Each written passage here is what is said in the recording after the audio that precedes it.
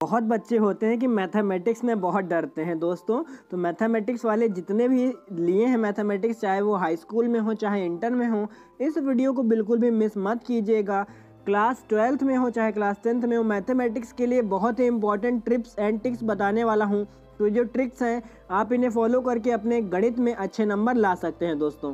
तो वीडियो को शुरुआत से लेकर के आखिरी तक ज़रूर देखिएगा। और नए मेहमानों से रिक्वेस्ट है, जितने भी नए मेहमान आए हैं हमारे इस वीडियो पे, वो तुरंत हमारे चैनल को सब्सक्राइब करें, जिससे आने वाले वीडियोज़ के नोटिफिकेशन आप सभी को आपके फ़ोन में मिल सके। तो सब्सक्राइब का बटन साइड में लाल कलर का दिया हुआ होगा, उस पर दबा करके आप सब्सक्राइब कर सकते हो और बेल आइकन ज़रूर दबा लेना।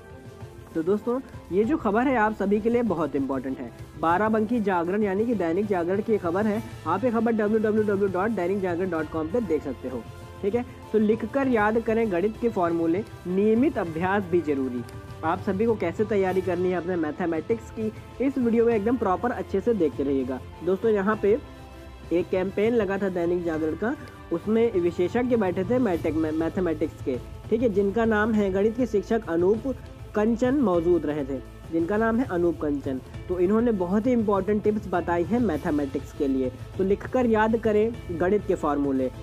बच्चों को मैथ के फार्मूले ही अगर नहीं आते हैं तो वो सवाल कैसे लगा लेंगे, सबसे बड़ा पॉइंट तो यही बनता है। तो आप सबसे पहले इस पॉइंट को क्लियर करो। आप सभी को अपने मैथमेटिक्स के फॉर्मूले लर्न करने हैं। सबसे पहले फॉर्मूले लर्न करने के बाद आपको सवाल लगाना है। तो चलिए दोस्तों, पूरी खबर पढ़ते हैं। गणित के बेहतर तैयारी के लिए तनाव मुक्त रहना जरूरी है, क्योंकि बच्चे बहुत ज़्यादा डरते हैं मैथमेटिक्स से, और ऐसा है भी। मैथमेटिक्स एक छोटी मोटी सब्जेक्ट नहीं है, आसान नहीं है, मतलब हाँ लगभग आपकी कठिन है, मगर जिसको आती है उसको भरपूर आती है, जिसको नहीं आती है उसको बिल्कुल नहीं आती है। तो यही कुछ सिस्टम्स मैथमेटिक्स में चला आ रहा है। फ्री माइंड से गणित के सवालों को हल करें। आप एकदम फ्री होकर के बैठें, ठीक है। अगर आप फ्री होकर के बैठोगे तो आपको मैथमेटिक्स बिल्कुल समझ में आएगी, इससे गलतियां की संभावना नहीं रहेंगी। फार्मूला लिख कर याद करें। फार्मूले के प्रश्नों को अप्लाई करने के लिए अधिक से अधिक अभ्यास करें। यानी कि आपको पता होना चाहिए कि मेरा जो फार्मूला है वो कहाँ पे अप्लाई किया जाना है, या फिर वहाँ पे ज़रूरत है फार्मूले की कि नहीं ज़रूरत है। तो ये सब आपको पता होना चाहिए कि आपका फार्मूला कहाँ कहाँ ज़रूरतमंद है, ठीक है। कमज़ोर छात्रों के लिए ज़रूरी है कि वे सेलेक्टिव स्टडी करें, यानी कि जो आपके सेलेक्टेड प्रश्न हैं उनको ज़्यादातर तैयारी करें, ताकि वो जो सेलेक्टेड प्रश्न है आपकी परीक्षा में आ जाए, जिससे आप पास हो सको। तो यहाँ पे उसकी राय दी गई है। चुनिंदा अध्याय से करीब समान अंकों के प्रश्न पूछे जाते हैं, यानी कि जो बहुत इंपॉर्टेंट टॉपिक्स होते हैं, जैसे कि आपका त्रिकोणमिति हो गया, अवकलन हो गया, तो इन सभी टॉपिक्स के बहुत ज़्यादा इंपॉर्टेंट क्वेश्चन आते हैं। तो इन सभी टॉपिक्स को आप ज़रूर पढ़िए। छात्र किसी भी 10 अध्याय को मजबूत से तैयार कर ले। आप किसी भी 10 अध्याय को मजबूती से तैयार कर लो, आप पक्का अच्छे नंबर ला पाओगे। दैनिक जागरण के लखनऊ कार्यालय में गणित के शिक्षक अनूप कंचन मौजूद रहे हैं। फ़ोन पर CBSE बोर्ड के लिए विद्यार्थियों की समस्या का समाधान किया है, साथ ही गणित में अच्छे अंक हासिल करने के भी टिप्स भी बताए हैं। तो दोस्तों, यहाँ पे आपको कुछ गुरु मंत्र भी दिया गया है अनूप कुंचन के द्वारा। दोस्तों पढ़ते हैं पहला गुरु मंत्र आप सभी के लिए। पिछले 10 वर्षों के सैंपल मॉडल पेपर को हल करें। अगर आपके पास मॉडल पेपर हैं पिछले 10 वर्ष के, तो उनको मैथमेटिक्स के मॉडल पेपर अपने दोस्त से ले आओ जाकर के। अपने किसी भी रिश्तेदार के पास होंगे जो मैथमेटिक्स की परीक्षा दे चुका होगा यूपी बोर्ड की, तो उससे आप क्वेश्चन पेपर ले सकते हो। दूसरी यहाँ पे गुरु मंत्र है, मॉडल पेपर को 3 घंटे के अंदर हल करने का अभ्यास करें, ताकि आपका 3 घंटे के अंदर पेपर हल हो जाए, और जो आपका 15 मिनट जो बचता है, 3 घंटे 15 मिनट का जो बचता है पेपर, वो आप देख सको कि मेरे सारे प्रश्न सही हैं कि नहीं सही हैं। उसके बाद तीसरा गुरु मंत्र है, अगर किसी सवाल को हल करने में परेशानी हो रही है तो उत्तर के लिए जगह छोड़कर अगले सवाल को हल करें। समय न बर्बाद करें। संबंधित प्रश्नों का हल याद आने पर उसकी खाली जगह भर दें। यानी कि दोस्तों, अगर आप कोई सवाल पढ़ रहे हो या फिर कर रहे हो, तो अगर आपको मान लो कि पहला वाला सवाल नहीं आता है, तो इस पहले वाले सवाल की जगह आप छोड़ दो कि आप समझ लो कि इतने में सवाल ये आ जाएगा। उस सवाल पे अपना समय नष्ट मत न करो, ताकि बहुत से बच्चे होते हैं सवाल को बार बार लगाया करते हैं और सवाल का आंसर नहीं आता है, तो उससे आपका समय बहुत सारा नष्ट हो जाता है। क्योंकि समय आपके पास 3 घंटे 15 मिनट है। अगर आप ये 3 घंटे 15 मिनट में अपना पूरा पेपर हल नहीं कर पाओगे तो आप फेल हो जाओगे। तो प्लीज़ अपने समय को न्यूट्रलाइज कीजिए, और यहाँ पे जो सवाल आपको ना आता हो उसके लिए उचित स्थान छोड़ दीजिए। फिर उसके बाद अगली टिप बताई गई है, अच्छे अंक हासिल करने के लिए तनाव मुक्त रहें। सबसे मेन टिप तो यही होती है कि अगर आपके पास टेंशन नहीं है कोई, तभी आप मैथमेटिक्स तैयार कर सकते हो। उसके बाद वाला गुरु मंत्र है, प्रश्न पत्र मिलने के बाद उसे इत्मीनान से जरूर पढ़ें, हड़बड़ी से बचें। ताकि बहुत से बच्चे होते हैं जल्दी जल्दी प्रश्न पढ़ लेते हैं और उनको हल करना शुरू कर देते हैं। दोस्तों 15 मिनट आपको एक्स्ट्रा दिए गए हैं, उनमें अच्छे से पढ़ो आप, फिर जाकर के प्रश्नों का उत्तर दो।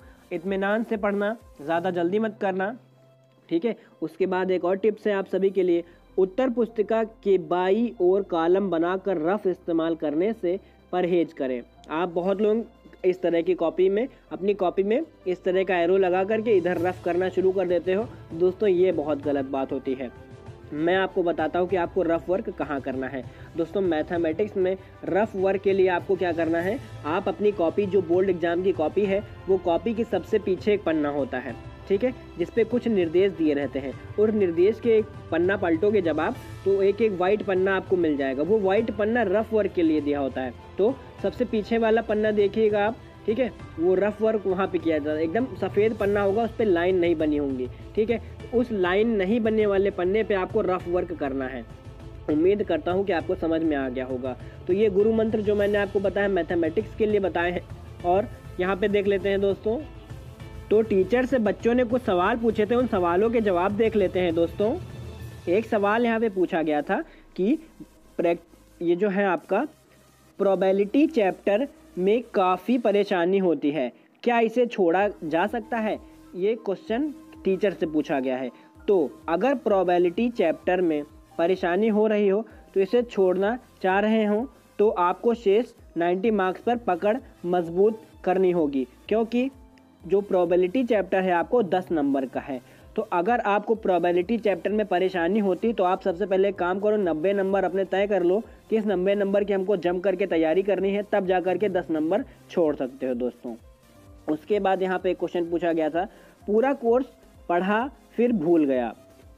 कुछ टॉपिक हैं, यह पहली बुक में और 7 दूसरी बुक में हैं, और सैंपल पेपर पर फोकस करें। डेढ़ घंटे में दोनों टॉपिक को हल करने की कोशिश करें। ये टिप आपको बताई गई है। उसके बाद एक और, रियल नंबर कितने नंबर का आता है? वो 6 अंक का आता है। जो रियल नंबर कितने नंबर का आता है, वो तो 6 नंबर का आता है दोस्तों, ठीक है। और कोई प्रश्न पढ़ लेता हूँ, मैथ में अच्छे मार्क्स लाने के लिए टाइम टेबल सेट करें, ठीक है।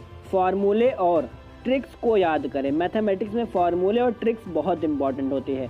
साथ ही निर्धारित घंटों का टाइम टेबल सेट कर रिवीजन कर चलते हैं दोस्तों। तो यहाँ पे आपको बताया गया कि अपना जो फार्मूले और ट्रिक्स हैं उन पे ज़्यादा ध्यान रखें, उन्हीं की आपको ज़्यादा ज़रूरत पड़ेगी दोस्तों। उसके बाद एक और क्वेश्चन है, यहाँ पे पूछा गया है, मेरा पेपर हमेशा छूट जाता है, किसी बच्चे ने कमेंट किया है। तो सैंपल पेपर को करते समय अपने टाइम में बांधें, यानी कि अपने टाइम को बांधें, अपने आप को टाइम में बांध लें कि मेरे को 3 घंटे 15 मिनट में ये पूरा पेपर हल कर देना है। इससे कम ही कम है, 15 मिनट आपको छोड़ देने हैं, 15 मिनट आपको पेपर रिवीजन करना है। कोशिश करें कि मॉडल व सैंपल पेपर को सुबह 10:30 बजे से 1:30 के बीच हल करें। इससे वास्तविक अनुमान लग सकता है। तो अगर आप सैंपल पेपर है आपके पास, या फिर कोई भी मैथमेटिक्स का मॉडल पेपर बचा है, तो उसे सुबह 10 बजे से 10:30 से लगाना शुरू करें और 1:30 तक की लगाएं। इसी बीच जो आपका समय बचेगा, बस आप समझ जाएं कि मैं इतनी जल्दी पेपर कर सकता हूं कि नहीं कर सकता हूं। तो ये ट्रिक आप जरूर आजमाएं, इससे बहुत हेल्प होने वाली है आप सभी की दोस्तों। नेक्स्ट कमेंट आया हुआ है, इंटीग्रल्स में किस तरह के सवाल आ सकते हैं? तो definite integrals as a limit of sum पर सवाल आ सकता है। एज और लिमिट पे सवाल आपका बहुत इंपॉर्टेंट होता है, 4 नंबर का आता है। तो इससे बहुत अच्छे से तैयारी करना शुरू कर दे दोस्तों। और यहाँ पे एक कमेंट पढ़ लेते हैं दोस्तों, वेक्टर के सवाल समझ में नहीं आ रहे हैं, ठीक है। रेफरेंस बुक से तो बिल्कुल नहीं। तो वेक्टर के सवालों के लिए आपको रेफरेंस बुक की मदद लेनी ही नहीं है, लेकिन वेक्टर के सवाल NCERT से ही आते हैं, तो इसी पर फोकस करें। तो अगर आपके पास NCERT की बुक है, तो आप उसी पूरी बुक पे फोकस करें, उन्हीं से क्वेश्चन आने वाले हैं। या फिर अगर आपके पास क्वेश्चन बैंक है, तो आप उससे से भी अपने सवाल देख सकते हो। क्वेश्चन बैंक भी आपकी NCERT से ही होती है दोस्तों। और नेक्स्ट क्वेश्चन पूछा गया है, लीनियर प्रोग्रामिंग चैप्टर से कितने मार्क्स के सवाल आएंगे। तो यह सबसे आसान चैप्टर है, इसमें से 6 मार्क्स के सवाल जरूर आएंगे। तो लीनियर इक्वेशन जो चैप्टर होता है आपका, उसमें से 6 मार्क्स के सवाल आएंगे। तो दोस्तों यही सी कुछ सारी टिप्स और ट्रिक्स थी जो मैंने आपको बताई इस पूरे वीडियो में दोस्तों। तो उम्मीद करता हूं मैं कि आपको ये वीडियो बहुत अच्छा लगा होगा। तो अगर आपने इस वीडियो को अपने सभी दोस्तों से अभी तक शेयर नहीं किया है तो इस वीडियो को अपने सभी दोस्तों से शेयर करें।